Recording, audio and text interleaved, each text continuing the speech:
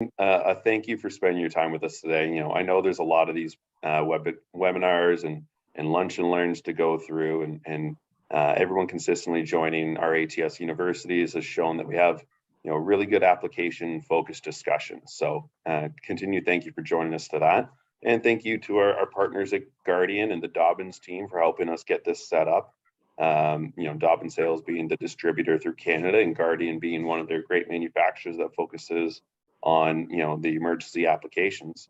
Wes is here today to really focus on kind of the laboratory applications or clean rooms that can be used for healthcare or research applications. So we'll go through some of the specific attributes of those applications and some of the products that have been developed for those applications specifically. We'll cover some of the background on emergency applications and the code requirements for those. And we'll cover a little bit of thermostatic mixing valves and the standards that are associated with those as well. As with all the other presentations that we do, we will have this recorded. It will be available on our ATS University after the fact if you want to come back and review any of the presentation. And of course, in our follow-up, we'll also have a link where you can download a copy of the presentation. If you have any questions or anything along the way, feel free to use the Q&A and chat fields. And without further ado, Wes, I'll pass it over to you. Thanks for joining us today. Awesome. Yeah, thank you, Zach. Thanks for the intro and thanks for having us. We appreciate the opportunity to speak to everyone. I apologize for the technical difficulties. I've been cursed my entire life with technical difficulties. So me and tech don't get along, but thank you again. We appreciate it. I prefer to keep it very informal. I don't know what your process and procedures normally like, but questions, comments, feedback, feel free to interrupt me at any time. If you want to wait to the end, obviously that's fine as well, but don't be shy to shout if you want to ask a question or interject. So perfect. I'll keep an eye on the chat and I'll bring up anything from the crowd as it comes up. Awesome. Great. Yeah, thank you.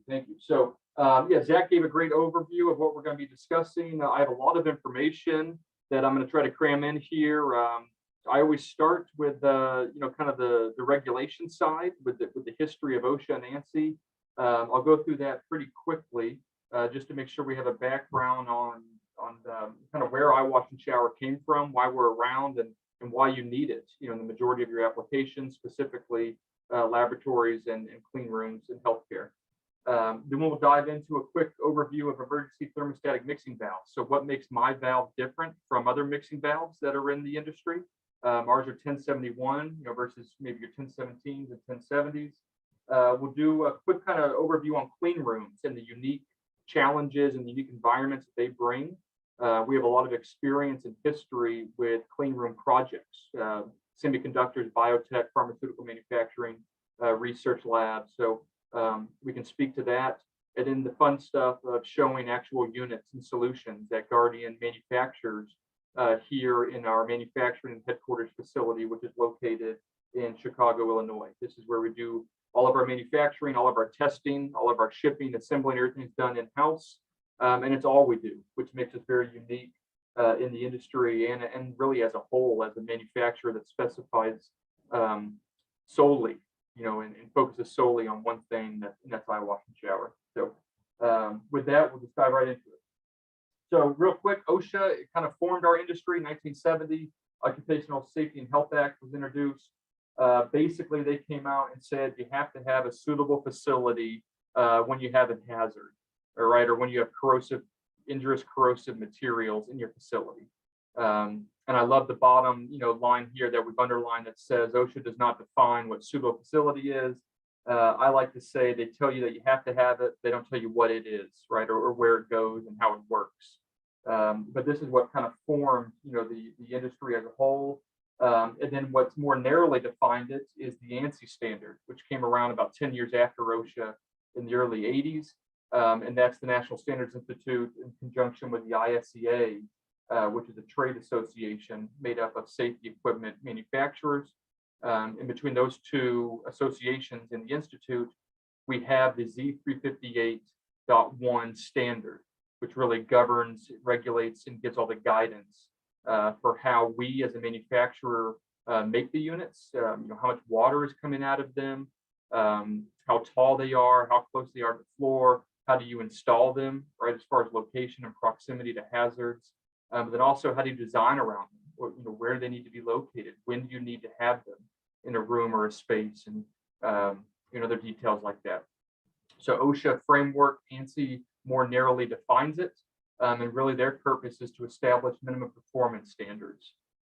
Is what they'll tell you about kind of the association themselves. And again, as that relates really to all players in the industry, from designers and specifiers to manufacturers and the plumbers and contractors who install the product. So again, ANSI was first adopted in '81. It's revised every so often.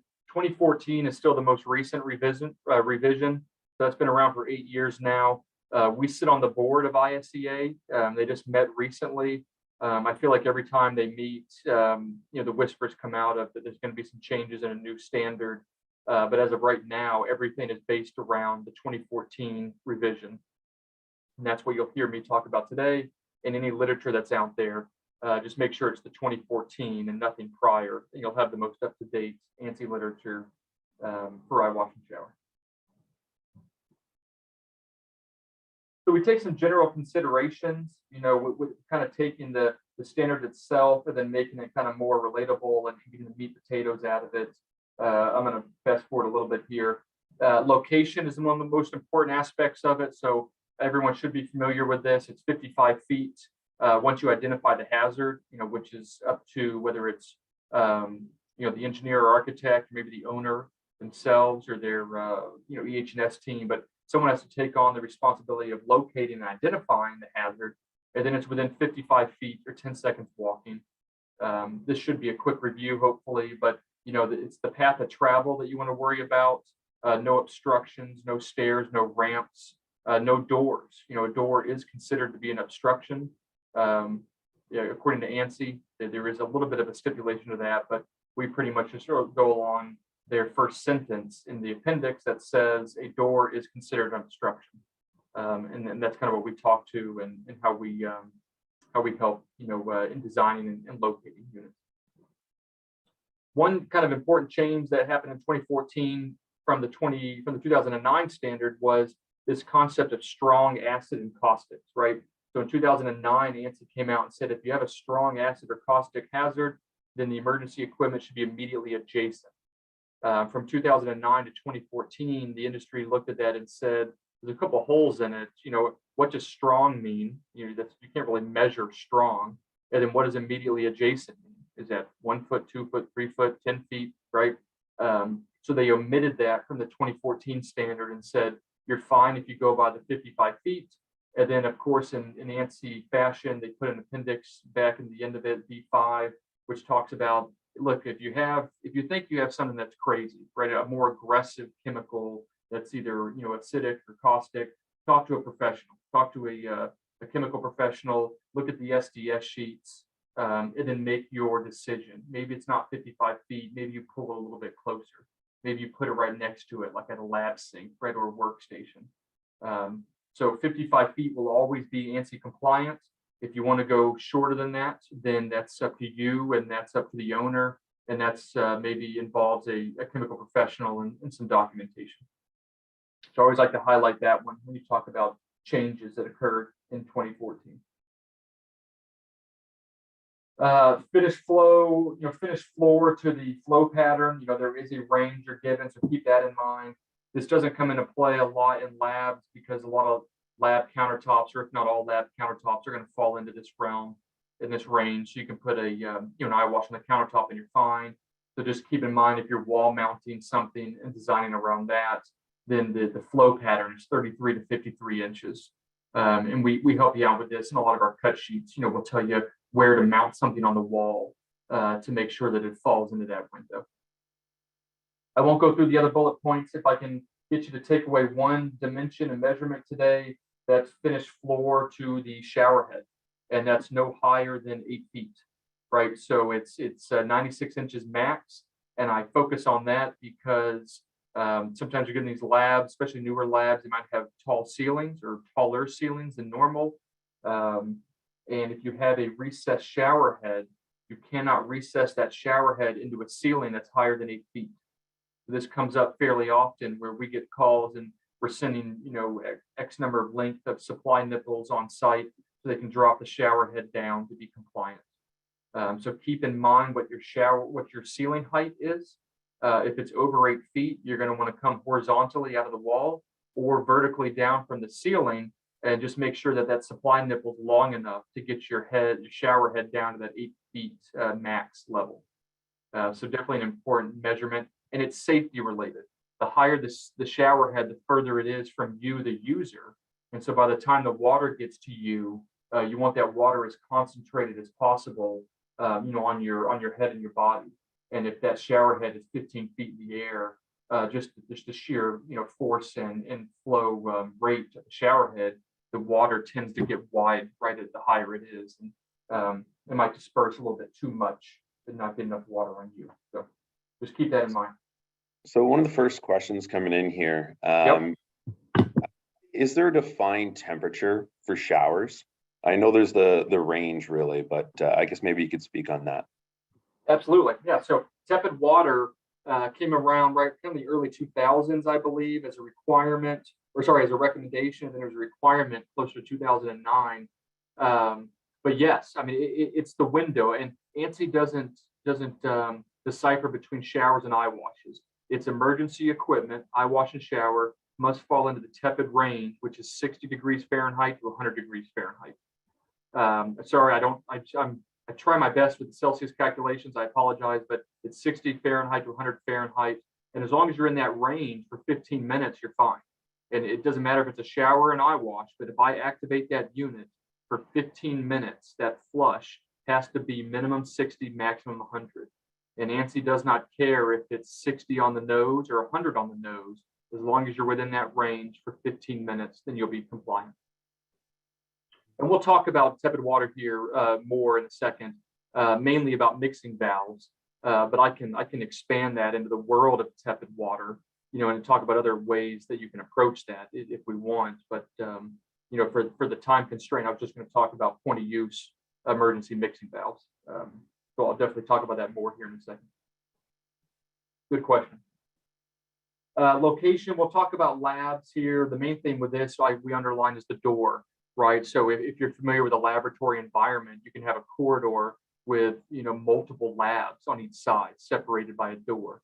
And I've seen where a shower is installed in the corridor, and then they say, oh, well, I'm 55 feet to all these labs, I'm fine. Those doors are considered an obstruction, especially if it has a handle and it locks. So you want to bring the units inside the labs, and we'll talk about what style units, fit into laboratory environments. And that's really I hate to say bread and butter, because it might sound like I'm pigeonholing myself, but Guardian, in conjunction with our sister company, Water Saver Faucet, who manufactures laboratory, faucets and valves and quick connects, have really dominated lab environments. And so when I speak to this, and as we get into the units, this is coming from decades and decades of outfitting labs, with everything from eye wash and shower to, DI faucets, gooseneck faucets, cold water, mixing faucets, gas valves, quick connects. We know this world well.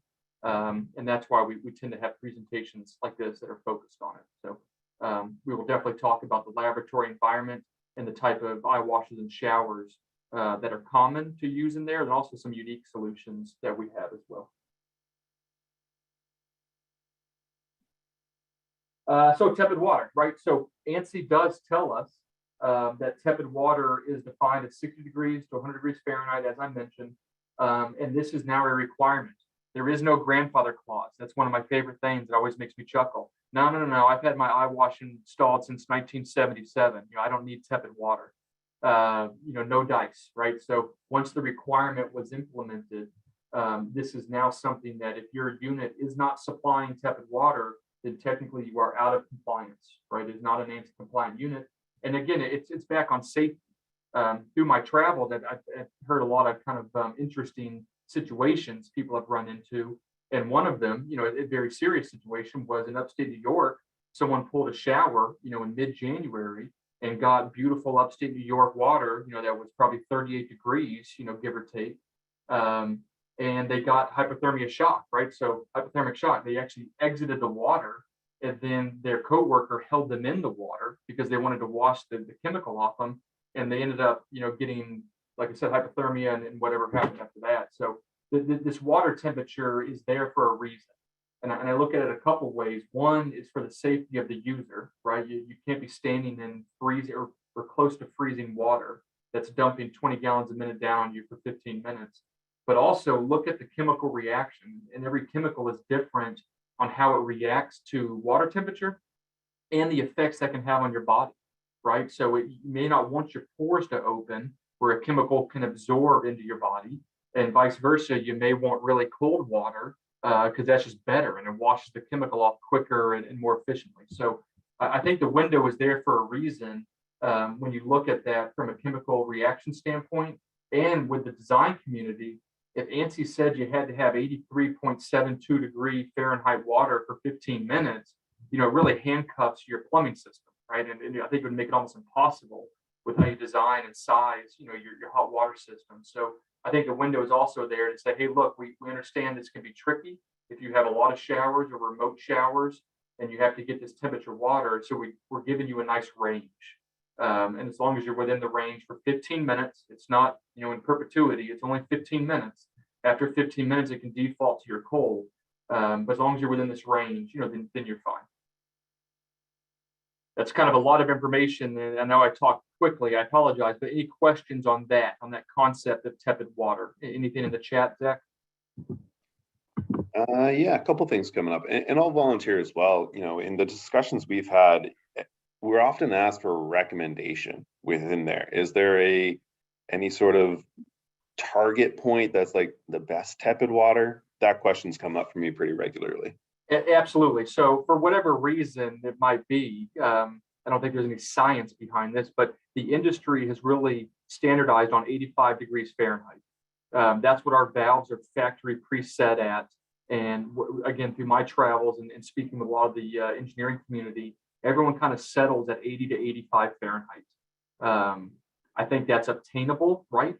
We have systems, hot water systems that we provide, but I think that you can get to that temperature, even with a very cold supply temperature. You can get that with your hot, and it's kind of right in the middle, little above the middle, no, right in the middle, 85. And so it's just kind of, that's what people have settled on for better or for worse, Zach. And again, that's what we factory preset our valves at, and that's what I see a lot of times in the field. Perfect. And then another question coming in, kind of relating back to code and nice more on flow. Can one mixing valve supply tepid water to multiple emergency showers or eye washes? Or is there a code requirement for the dedicated mixing valve for each fixture?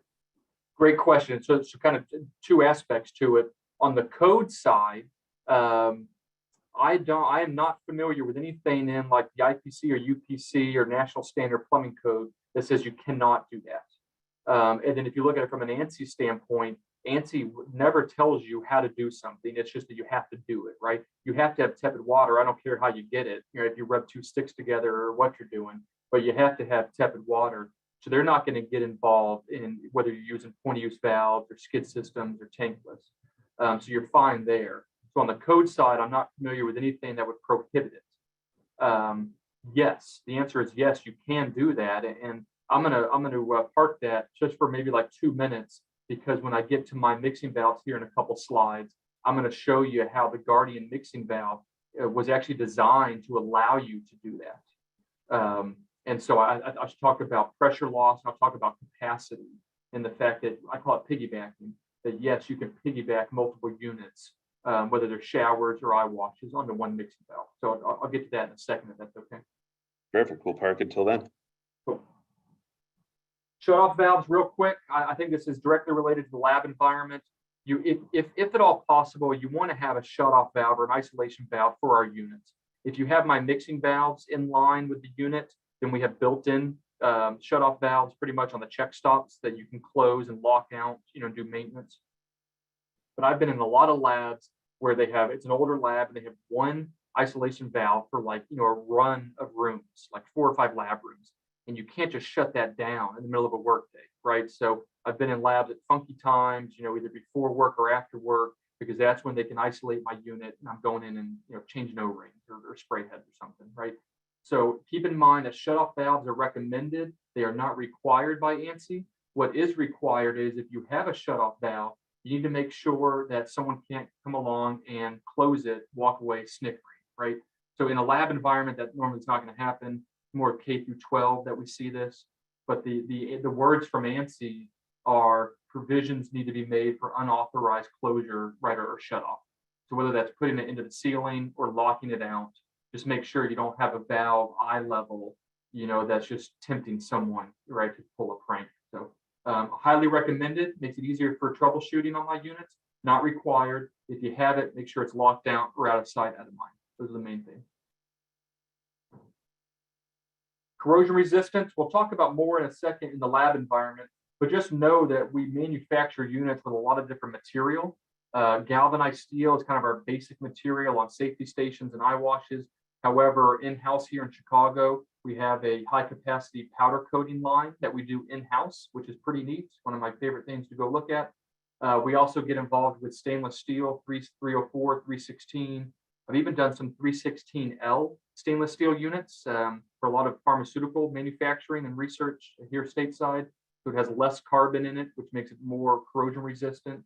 And then we also have plastic units, PVC units, which are good for certain environments and applications. But it's all around this concept of corrosion resistant, right? So if you know your hazard, in labs, we'll talk about in a second, about maybe it's a wipe down, right? Maybe it's what they're coming through and cleaning their equipment with. It could be really aggressive and it can attack the chrome and eventually attack the naked brass. So that's where we would go with stainless, right? So we'll kind of talk about that in the lab environment, but understand that there's multiple material types for the majority of our units, right? They're offered in different material, which is nice. Emergency response. Again, I'm going to say this real quick. I'm going to show you an example. This has to do with if I'm in really any facility and I pull my shower or my eye wash, ANSI says, look, there should be an emergency response, right? So someone should, if you're pulling my shower, something bad has happened, right? To put it very plainly. And if something bad has happened in the workplace, people should be notified. And so there's ways we can help you do this, via alarms and flow switches and proximity switches. And I'll show you a nice solution that we've come up with for lab environments. That's been a really nice solution. It looks nice and it has some cool features to it. So I'll show you that. But at the end of the day, as a manufacturer, I talk about this every presentation and every call I make, that look, an alarm is the best thing you can do, right? A nice ear piercing horn and siren, but at least do a flow switch. Tie something into your building management system and your SCADA system. So if just like a sprinkler that goes off, someone's notified. If my shower goes off, you want that to send a notification as well. And we'll talk about that a little bit more here in a minute. Disposal. Again, this sometimes this has the ability to kind of get into a big conversation, but basically ANSI does not tell you how you have to get rid of the water. They do not say you have to hard pipe an eye wash. They do not say you have to have a 4-inch floor drain at a shower, right? There's nothing about it. All they say is, look, be aware. Be aware that my shower head is dumping out 20 gallons a minute, right? Your shower head at home is probably about 2 gallons a minute. So you're talking 10x, maybe more from your shower head at home, and in a very short amount of time, right? So you're 300 gallons of water in 15 minutes, even more if you pull an eye wash too.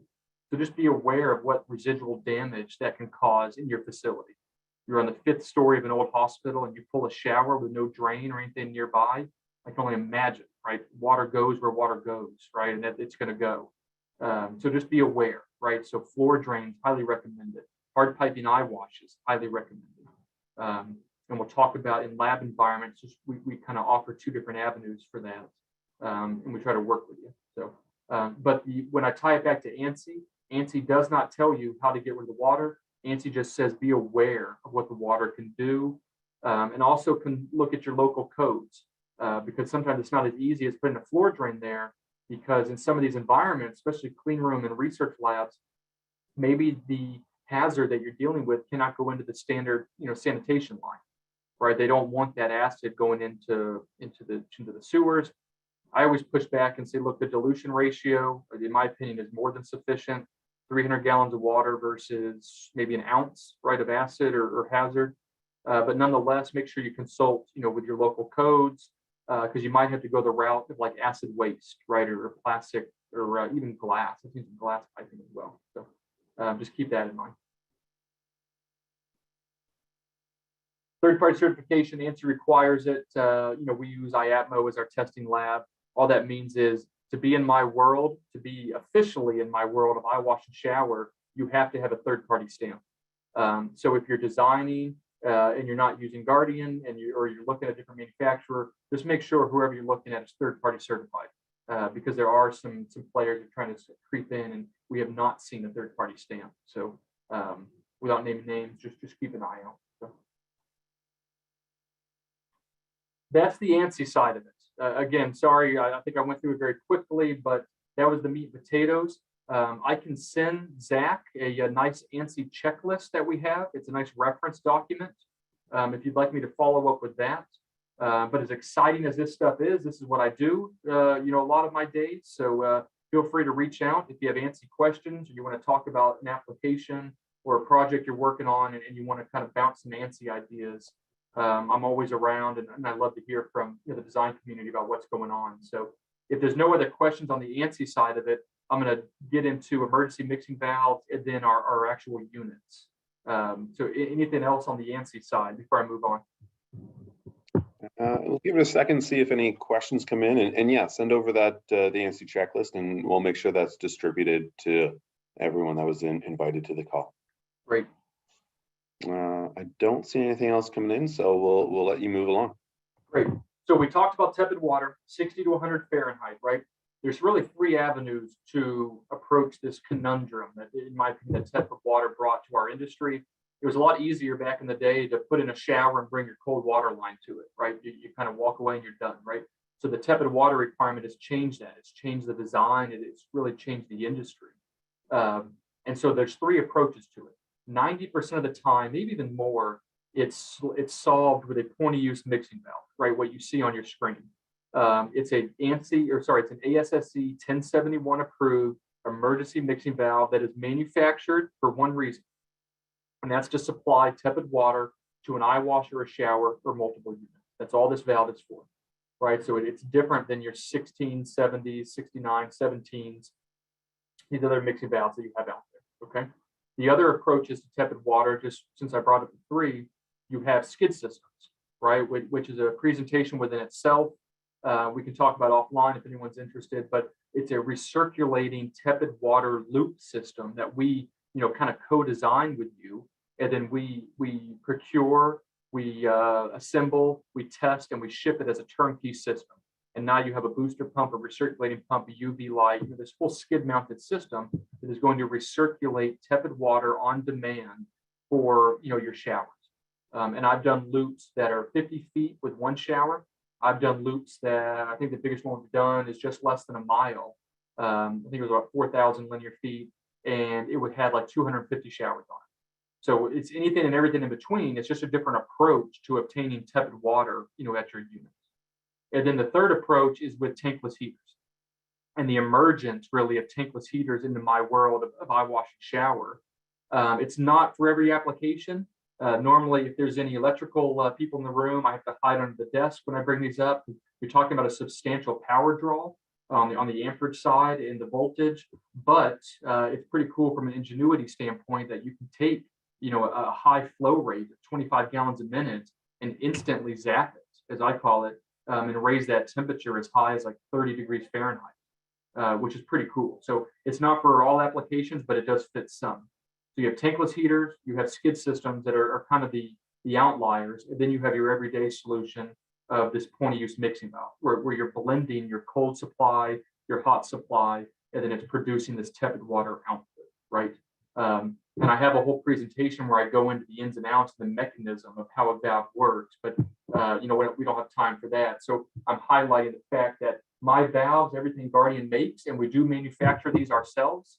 We're buying the castings and the forgings, and then we're actually machining them down into what you see, which is pretty neat. This is made for one reason, and that's for eyewash and shower. So what makes my valve different from the other valves that you have in the industry, or the point-of-use valves, very quickly, what makes a 1071 valve a 1071 valve? It's really three things. its capacity, right? So these are higher capacity valves.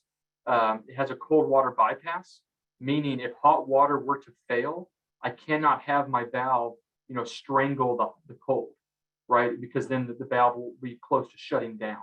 And so ANSI has said in an emergency situation, cold water is better than no water. So if hot water were to fail, my valve goes into a cold water bypass where it allows about 80% of the flow to come through. So you're going to have sufficient flow at your unit.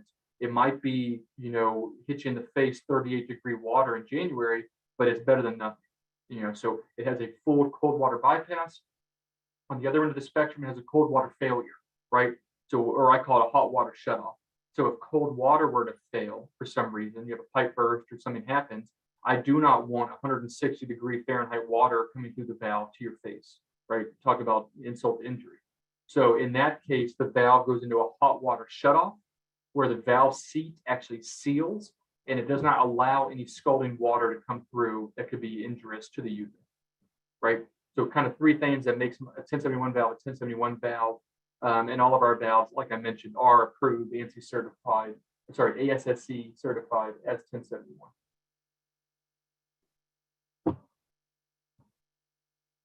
So real quick, I'll get my valves in here. We have two models, the G6020 and G6040. The 6020 is what I call the small valve or the Eyewash valve. 6040 is the big valve and it's the shower valve. Okay. The capacity that you see here is at a 30 psi pressure drop. That's how 1071 valves are measured for capacity. So at a 30 psi pressure drop, you can get 50 gallons a minute through my valve. At a 30 psi pressure drop, you're going to get 13 gallons a minute through the small valve. Right. That's important to know. Very quick. I tried to highlight a couple things here. I'm pushing it on time, so I may skip this, but I sent the deck count as well to Zach, and he can share it with you. So I'm gonna kind of skip through this. And what I do want to show you are just kind of a couple advantages of my valve. You see the three unions, right? There's a union on the cold supply, hot supply, and the outlet. That's important because you can then flip my valve around to any orientation. The kind of cool mirrored graphic you see on the left. The inlets can come from the back, they can come from the front, they can come from the bottom, they can come from the top. The outlet can be on the top, the bottom, the front, the back, right? You can rotate this and flip this around to suit, your application, your environment, and whatever it calls for on site, which is really, really cool. Low pressure lines. Just a quick question here, and take your time, Wes. We can always cut down the site demo at the end. So take your time, make sure you get the good product detail in there. A couple of comments coming in from the chat regarding the electric instantaneous that you mentioned.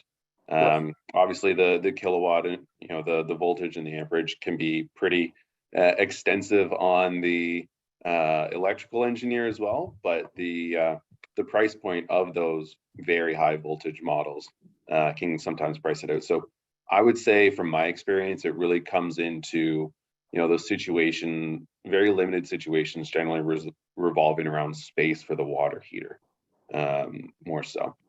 And then one of the other questions coming in is there a minimum supply pressure to work with the 30 PSI pressure drop to achieve the 50 US GPM?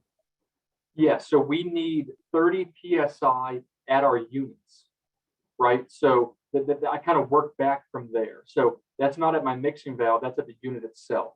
So at the inlet of my Eyewash, the inlet of my shower, right, I need 30 PSI minimum for you to get the proper flow rate, the 20 GPM minimum at the shower head, and let's call it, 0.4 or 3 out of the Eyewash or face wash.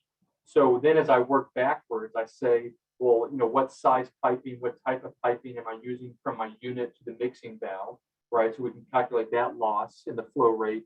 And then I say, okay, now look at the mixing valve. And then, good time for the question, because then you come to the pressure loss tables here. And so if you know your inlet pressure to the mixing valve, your flow rate, your loss through the valve, your loss from the valve to the unit, which hopefully is negligible because you have the TMV right next to the unit, then you can calculate, your pressure at the inlet of my unit. And that's how I kind of work through the pressure requirements. Does that make sense? Yeah, absolutely. So if you were looking at the 23.19 that you showed there, it may only be an 8.3 drop across the valve, and then you add up your other pressures to determine what you need to have at your supply pressure. That's exactly right. So you're going to have key flow rates, right? A shower is 20 GPM. So on my big valve, you're going to lose about 7 PSI. A shower and an eye wash at the same time, which is common, you're going to lose just about 8. And then we get into the cool aspects that I was mentioning of piggybacking, right? I mean, on my big valve, and it's one of the cool advantages of our valves is that we have a low pressure loss. And so 2 showers running simultaneously on a G6040, you're only losing 20 PSI. And that's normally the issue when you try to combine multiple units on a mixing valve. It's normally the pressure because you're shoving just too much stuff through that valve and you're not going to have sufficient pressure at the unit. And we were able to design our valves where you can really put 2 combination units on a 6040 and you're going to be running, at about 46 GPM, give or take, and you're only going to be losing 25 PSI. And the majority of valves out there in this range, you're losing 35, 40 plus PSI. And then on the Eyewash side, it's even better really. On the 6020, when an Eyewash is running, you're losing a single pound of pressure, which the industry average at 3 gallons a minute is probably closer to 10 PSI. And that's a 12 GPM valve. So technically you can put up to about 4 Eyewashes on it. You're going to lose 30 PSI if you put that 4th Eyewash on, but still that might be okay, depending on your building pressure, right? So this is the concept of piggybacking. You can do it. It's just that you have to understand you're shoving now, a good amount of water through here. So how far is it away from my units? What are we talking about in that loss? Is there any elevation? And then, what's the loss through the valve? So those are all kind of the variables that go into play there. As the manufacturer, I always recommend 1 valve per unit. I think it's just a little bit more foolproof, and it eliminates a little bit more variables that could come into play. But with that being said, we do see, someone install a G6020 and put a couple Eyewashes on it, or a 6040, and put a couple of showers on it. Something else that I'll mention, and Bob Mitchell's on the call, and I know he and I were real excited when we first launched the valve, and we had this feature, the supply pressure differential, right? So when we troubleshoot these valves, a lot of issues that come into play is the fact that your inlet on the hot and inlet on the cold pressures are different, right? And normally your hot is lower because the hot water is going through the losses of, whatever it might be, coming out of a hot water tank, a boiler, a heat exchanger, or whatever it might be. And when those pressures get too when those differentials get too extreme, it can cause the brain of the valve to go squirrely, right? And I always kind of relate it to like a boxer getting punched. If you're getting punched harder on the right side than the left side, you kind of start leaning one way, right? And kind of, I don't know how to handle this. And same thing with the valve. And the industry average is 5 to 10% of what a valve can handle. That's percentage, not PSI. So 5 to 10% pressure differential between hot and cold before your valve starts going haywire and your output flow starts being affected and your output temperature starts being affected. We were able to achieve, and I actually called the guys out on this before we introduced this valve to the market, and we ran some pretty cool tests in the lab, and they proved me wrong. We actually got up to a high as 30% pressure differential, but we felt comfortable marketing 25% just to be kind of safe. So on the Guardian valves, you can bring your inlet on your hot and cold pressures up to 25% different, and the valve will maintain flow and temperature, which is pretty neat. And it eliminates a lot of issues in the field. It eliminates a lot of calls, maybe back to you, after the building's been turned over, or the calls back to us. So it's a really, really nice feature, and it makes the valve, just all that much better. So. Low profile. This is one of the things that I pushed hardest when we were designing our valve.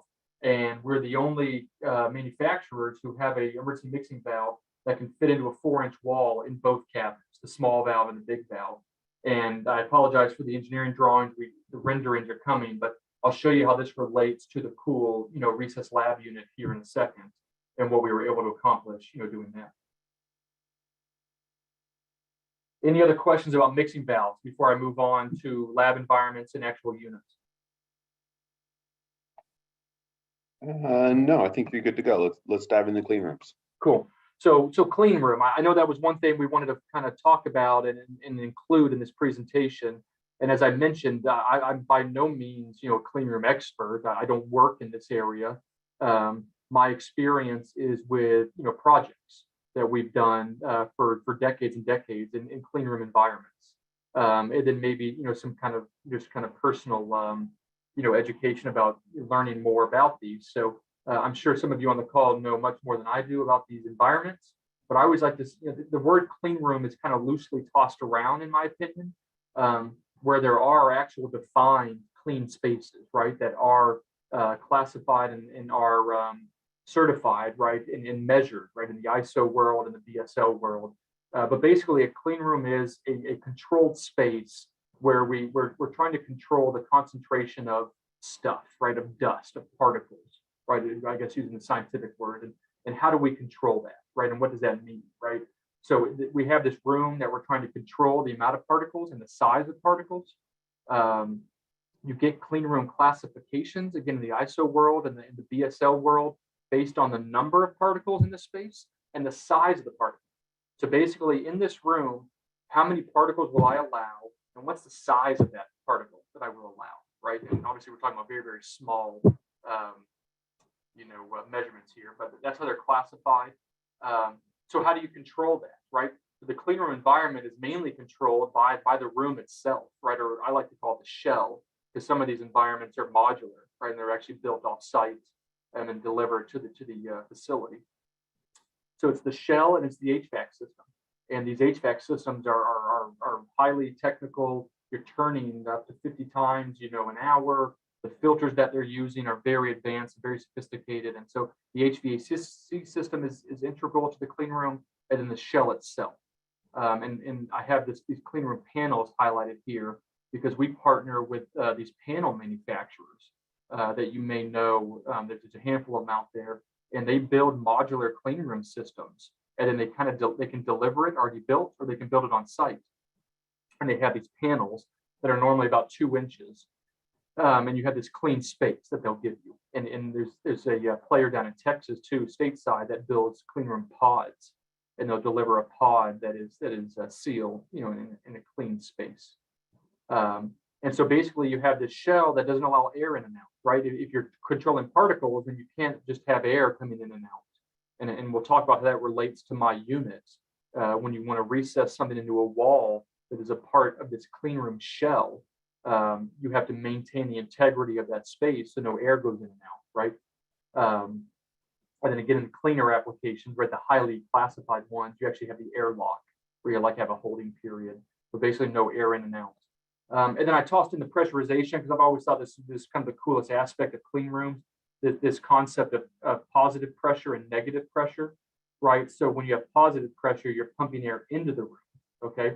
And so that way, if for some reason there is a breach in the clean room, it's the balloon effect where when you deflate a balloon, what happens? Air is being pushed out, right? So picture a chip fab where they're making computer chips. If there's a breach in the clean room, you don't want all the crap that's outside the clean room to come into that space. It'll contaminate what you're doing. So therefore, you have that balloon effect where it deflates and pushes the air out. So don't come in here. I want to push you out, right? And then the negative pressure is the opposite side where you're sucking air out of the room. And picture, like biotech and research, where if you have a controlled substance in the room and there's a breach, you don't want that to escape the room. So it's the negative aspect of sucking the air in. So I've always found that to be very cool. But it goes back to this concept of you have a shell and a space where you want to control the dust and you want no air to come in and out. And Guardian saw this as an opportunity. And we've really kind of dove into this and created units that fit into this application.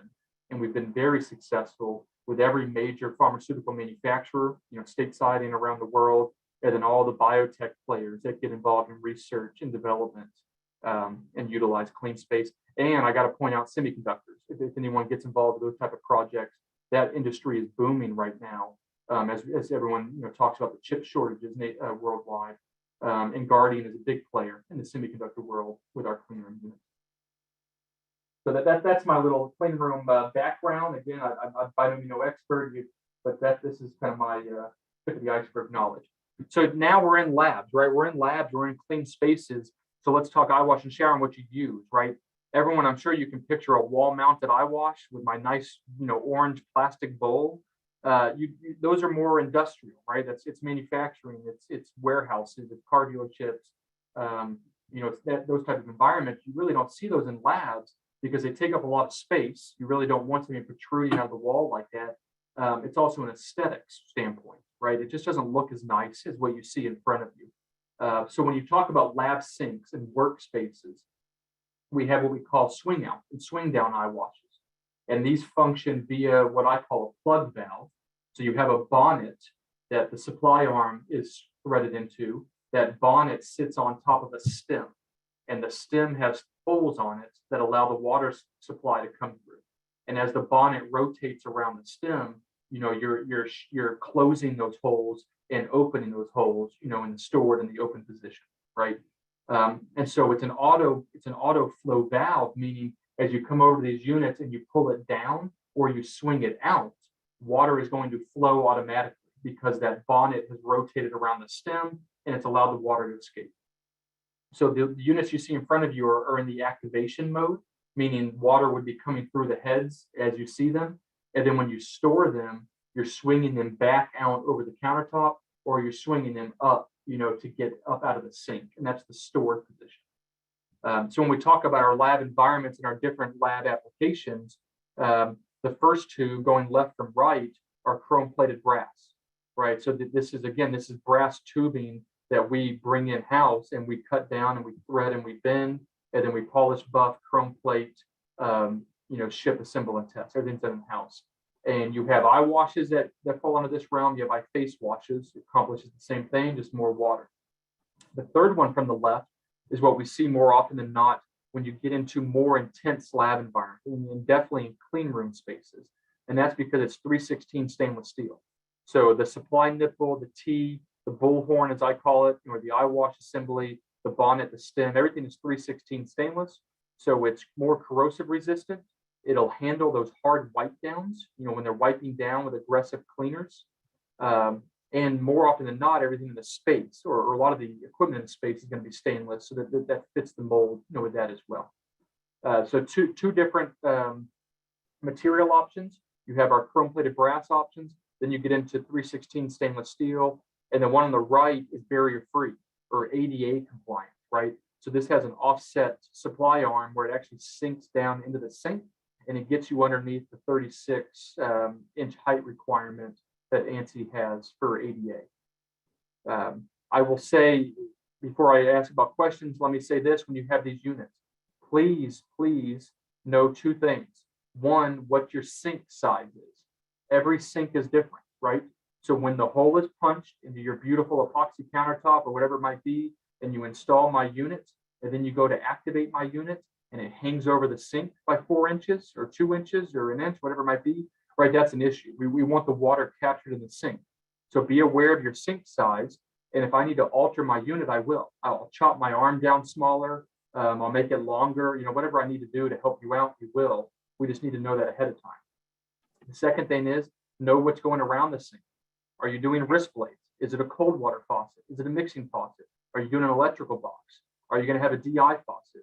Are you going to have gas valves, right? You know what's going around this lab environment, because I hate when I get the phone call of a contractor who said your unit isn't working, it's getting caught behind the gooseneck, or it's not working because it's swinging out and hitting the electrical box, right? So just stay in touch with your architectural partners and maybe the casework partners, everyone that's working on this lab space, to know what's going around it. And then all it is a phone call to me to say, hey, Wes, this is our space. Can you help me? And I'll send you Revit. I'll send you modification dimensions, whatever you need to make sure the unit fits your space properly. Yeah, I think you preemptively got ahead of a couple of the comments and questions there. The number one kind of theme was, how do I prevent the splashing onto my counter? Because these units will splash a little bit. And like you said, what we found is the customization that's available with the Guardian unit, the ability to cut down the length of the arm, and even when, if you're reaching out to ATS to put together your complete sink, faucet, and emergency fixture specification, we can help you out with that double check, and we'll liaise with Guardian to make sure that the the length of the arm is appropriate. Yeah, thank you, Zach. That was perfect. And I can't say too much here, but I will give you a little, I'll give you the tip of the iceberg that we're actually redesigning the Eyewash supply on these units to make it even better about lessening the splash effect and giving you the ability, you most likely being the end user, but giving you the ability to actually dial in your flow pattern. So just more to come. I'm just going to tickle your fancy there a little bit. But more to come in the next 6 to 12 months, and it's really exciting. It's going to make our units even better in this space, which is pretty cool. So, but thank you, Zach, for the point. That was spot on. And another question just coming up as we move along here. I'm pretty sure that the shop drawings do, but is there like a standard arc movement clearance, like amount of space required around them? Yeah, I've had that question before, and I don't think my drawing calls it out. What my drawing is going to tell you is, the size of the mounting hole, the size of my bonnet, and then the dimension from the center of the bonnet to the tip of the furthest Eyewash head, which is normally 13 inches. And so I think with that information and, with my 3D model as well, you should be able to paint your arc with that. I think that's the best I can do. I've been begging the guys downstairs to give me a test sink where I can install these and kind of like, almost draw an arc, and have those dimensions. But we can always hop on with my design guys and say, hey, give me every dimension that you have to make sure that you have enough to design around. Perfect. So you will see drench hoses in labs, right? And I use the word drench hose. They're technically Eyewash drench hoses. So don't shy away from these units thinking that it's a drench hose, which by ANSI definition is supplemental and not compliant. The one in the middle is the G5022. It is a very, very common solution at lab sinks, right? So if you don't want to do this style, for whatever reason it might be, the G5022 will mount right next to your sink, and it is an ANSI compliant Eyewash, and it is very common in lab environments. Advantages and disadvantages, right? Advantage, you have an 8-foot hose. So, Mr. and Mrs. Lab Tech, Mr. and Mrs. Scientist, professor, whoever might be using this, if they get it on their body, they can take it out and use it as a drench hose, which people like. You can also wash your beakers with it, which I'm fine with. That means you're testing my unit. But maybe a disadvantage is it doesn't drain into the sink, right? So if I come over and activate this as an Eyewash, I squeeze the handle, the locking clip comes down, locks it into place. It's a hands-free Eyewash. Now the water is really just spraying onto the countertop and then, dribbling down, against the cabinets and on the floor, right? So the disposal side of it in an emergency situation is not ideal, but the concept of having a drench hose in an ANSI compliant Eyewash is something that, architects and lab planners use all the time. So it is a nice solution. And all of that's chrome plated brass, everything that you see, that's all done in-house. That's a forging that we machine down and thread and chrome plate. So very high quality stainless steel plunger and seat. So the longevity is nice of the valve itself. It looks really nice and it checks all the boxes. Then we get into the fun stuff, right? My babies, as I call them. So you're in a lab environment. You need a combination unit, a shower, and an Eyewash. 9 times out of 10, 99 out of 100, you're not going to see a standalone, extinction mounted galvanized unit that's over there in the corner, right? Again, it comes down to footprint. It just takes up too much space. You don't want the hazard of everything sticking out with the Eyewash frame and the shower arm, and it just doesn't look as nice, right?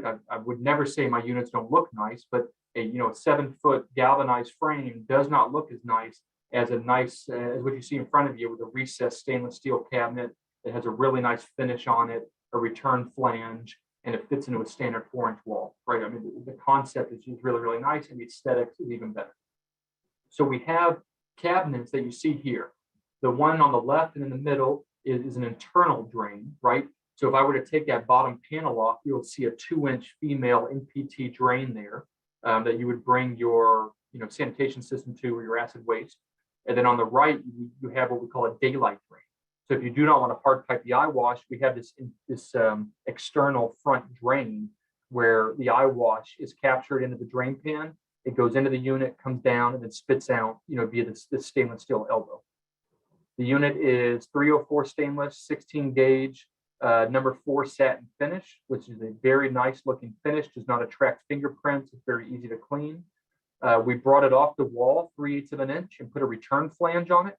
So it cleaned up any drywall, issues you might have to catch corners on the stainless steel. It also removed all the front facing screw holes. So when you look at this unit, you do not see a single screw hole. My competitors have 20, 25 screw holes facing you. It just doesn't really look that nice. And you have a unit, as I mentioned, that fits into it's 3 5/8 is the depth of the cabinet. So it fits into your standard studded wall. We have standard construction, meaning it's 304 stainless, and it's an open back cabinet, meaning there's some openings back there where you can actually rough in your plumbing, rough in the valve, and slide the cabinet over it, the shower valve, which is kind of neat, and some contractors do that.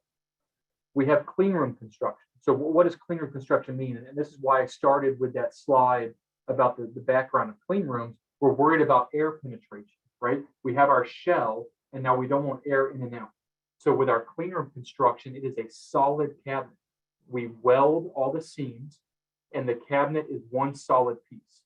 So when you insert the cabinet into your wall, it is maintaining the integrity of the clean room.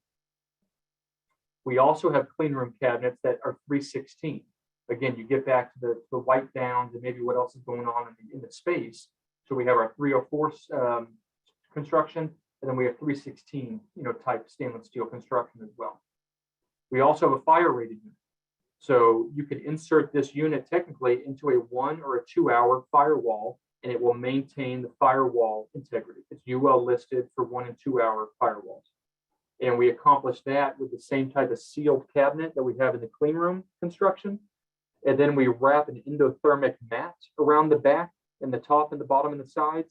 And then we caulk it with fire caulking, and that gets sent up to UL in, I think, Wisconsin or maybe Northern Illinois. And it's put through the rigors of installed into a fake wall next to a furnace, heated to X number of thousand degrees, type of thing. And it gets the UL stamp as fire rated. So 3 different solutions, really using the same style cabinet. You really want to tell, looking at it, which cabinet it was, but it's different model numbers for different applications. We take that a step further, and we have safety centers that we call them.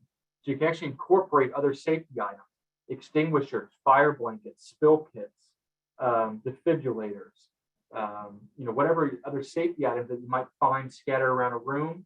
You can incorporate them into one unit that we call a safety center, and voila, everything is in the same stainless steel finish. Everything has the return flange. It's a very nice, cohesive looking unit. We can do this in standard construction, and I can do it in clean room.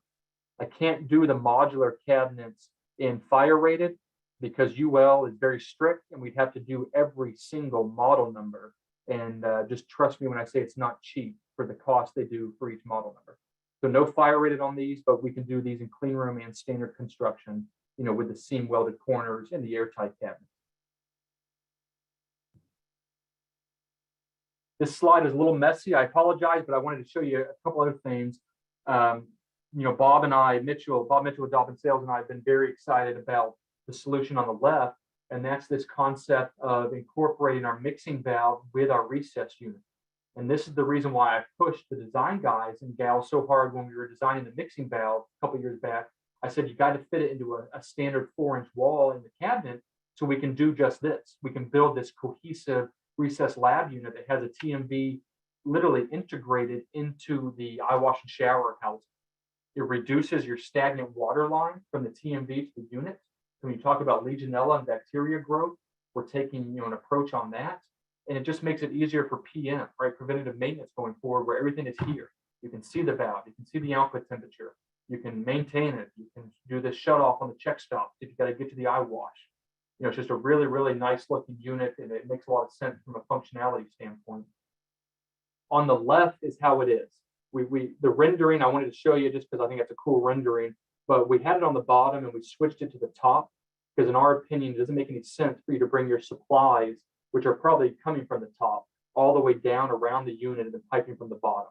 So we actually flipped that cabinet, and now it comes from the top, which makes it easier, I think, to connect your hot and cold supplies to it. So I don't have, we're developing my marketing material. So on the left is how it's going to be going forward. The unit that's 1, 2, 3 from the left, look at the supply nipples that are coming from the back of the unit, right? I mentioned clean room panels. So when you get into the world of clean rooms, and if it's a modular panel system, the panel is 2 inches. You cannot have that panel coming down on the top of my cabinet because it'll interfere with your inlet and your outlet piping. So we got with panel manufacturers and we said, well, what if we bring it out the back and we seal that, airtight with it's not welded, it's a grommet that seals it to maintain the integrity. And then voila, you can insert this into a clean room that has the panel system. It's airtight and maintains the integrity of the clean room. And now you can bring your inlet, your tepid water inlet, and your supply outlet to the shower head from the back of the unit. So very neat and very common actually in clean rooms when you get involved with AES, Advanced Tech, all those other clean room precision, all those guys that make clean room panels. And then I cannot forget the alarms. On the right, you see that alarm that's above my unit. That is a stainless steel recessed alarm with a keyed silencing switch.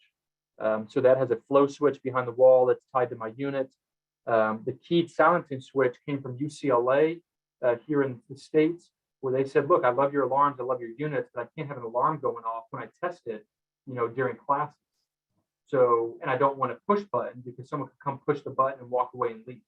So we developed a keyed silencing switch where you have to have the key to put it in, you turn it off to silence it, you test my unit, and then you can't take your key back out until you turn the unit back on. So it's kind of a fail safe where you turn the unit on and you take it out and now you're good to go. So a really, really neat solution when it comes to alarms with our laboratory units and environment. Yeah, that's interesting. It kind of aligns with one of the comments from the chat field here. Certain owner groups needing certain solutions.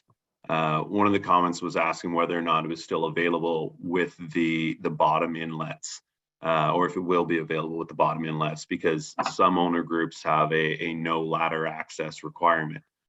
So just something to consider there. Yeah, absolutely. That's a great point. I'll bring that down to the guys. That's a 3-sided cabinet. So the cabinet is modular. I want to say cabinet, the TMV cabinet, that portion.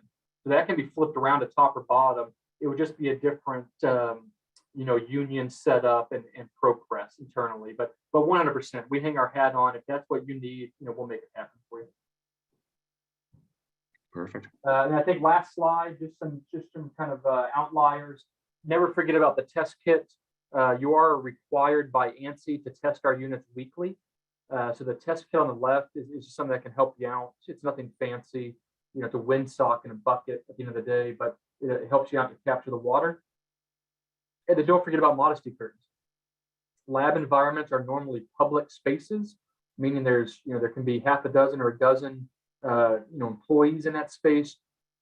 If I come over to a shower and I activate it and I want to declothe because the hazard is all over me, then the modesty curtain is nice. And you hear the horror stories of employees not declothing when they should and getting more severely burned and leading to some liability on the owner's side. So we have modesty curtains to go around lab units, and then we have test kit as well that can be used at the unit. So that was a ton of information. I overshot the runway, but I appreciate Zach you being flexible with me, and I apologize about the difficulties up front. But any other questions or comments or feedback from the group? I guess one question coming in on Revit files, and if you don't mind, maybe stop sharing for now, and while we go through the questions, we can I'll just show where you can find the information on atsspec.com.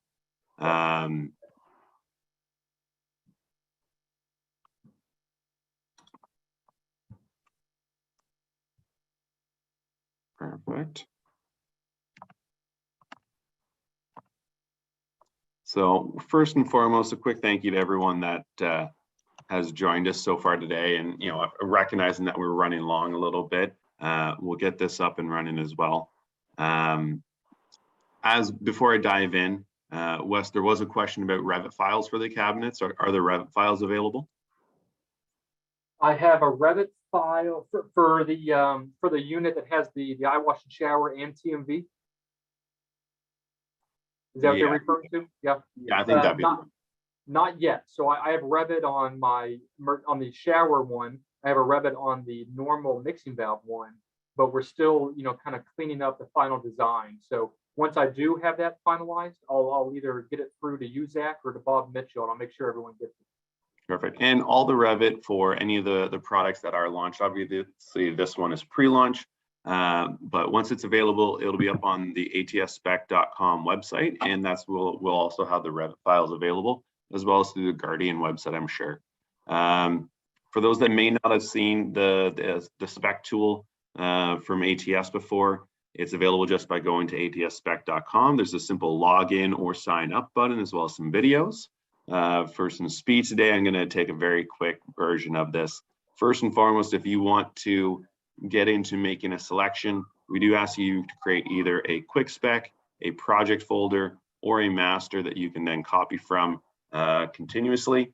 If you're just looking for a single fixture, hop into your quick spec. We can put in, just call this EW for an Eyewash. We can hit finish and get to starting that right away. We're into our product selection by category. And there's a ton of different categories on the spec site, which is why we have a handy search filter here. So we can search by category, series, or product number. So if I am looking for, if I know the model number off by the top of my head, my favorite Eyewash, the G1814, stainless steel bowl version of that wall-mounted Eyewash. If I'm looking to, maybe I'm not as familiar with them and I just want to see the category, I can search for the emergency category and it'll pull up all the different emergency equipment that are into the ATS spec site. And from there, you can start filtering down to find the product that you may want. So you can see it's already loading up, some of the generic options. We can see that recessed cabinet that we discussed. And of course, you can filter by the equipment type, by mounting type. And maybe, Wes, maybe it's good for us to discuss and gather feedback from the engineers as well, because we can edit these filters. So if there are different ways that you want to search for this equipment, let us know so we can make changes and improve the site. As you can see, the swing down Eyewashes are in here as well. And then once you're into the product selection, everything is configurable. So if we want to include that mixing valve that Wes mentioned during the presentation, so we get that model included with our selection. If you need the dust covers or this a bowl cover, anything like that that may be required by the owner group, you can add those in. As well, we do have the manufacturer spec sheet built in. So if you're looking for some more details like that, the swing down range that we discussed earlier, you could pull up the manufacturer spec sheet, get all the dimension and details, and that's all embedded into the spec tool to make selection easy and simple. So we add it to the drawing, and if there's any other required components, it would pop that up. In the future, we'll have additional recommended products as well. You can hit add to another drawing, or we can hit complete, and we're done. All we have to do is label this, and then we can go into download, and it'll pull up, the different download formats. I've already gone ahead and pre-downloaded because I just get this feeling that we might run long for most of these webinars. But we have our typical submittal format. The fixture schedule format is probably the second most common. The manufacturer spec sheet format, where you can get a combined package including every manufacturer that's in your project selection. And then various Word formats, a long ATS Word format, a short spec format, and then over on the right you have the CSI standard format. So it's following that approved 3-part spec standard, and I'll show you in a little bit more detail here. And then finally, of course, you saw the Revit button. You can download the Revit for every fixture. So this was a project that I prepared in advance of the presentation. You can see it gives us the title, the project name here, all the other information you may need. Everything from ATS is open and editable. So if we go copy this in, we can copy this into our existing output specs for the rest of your project file.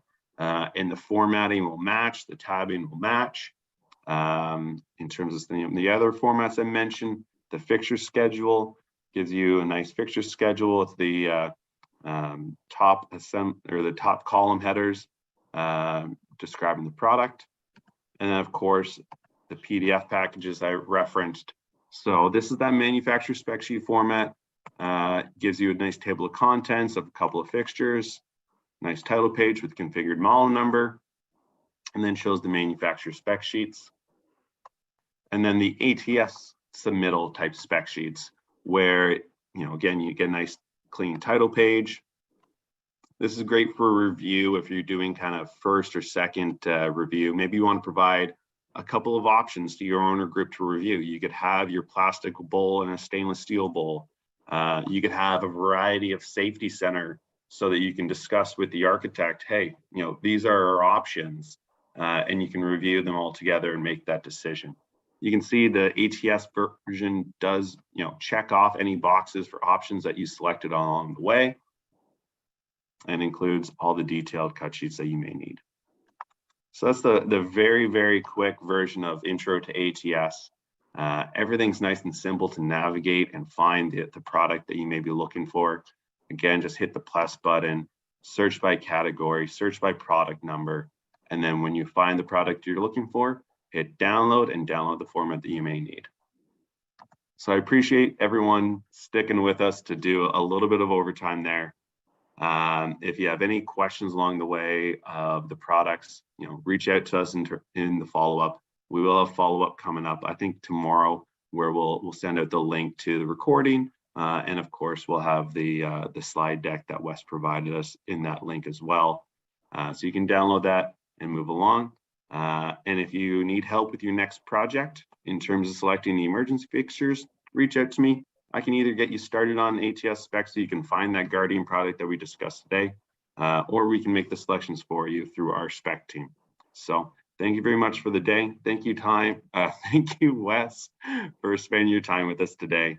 That was a lot of great information. So we're looking forward to the next one. What was it, Rebecca? You said we've got some more lab equipment coming in a couple of weeks? She says, yes. Lab caseworker. Perfect. Perfect. So new manufacturer that joined ATS in a couple of weeks. Thank you and have a great day. Yeah, thanks everyone.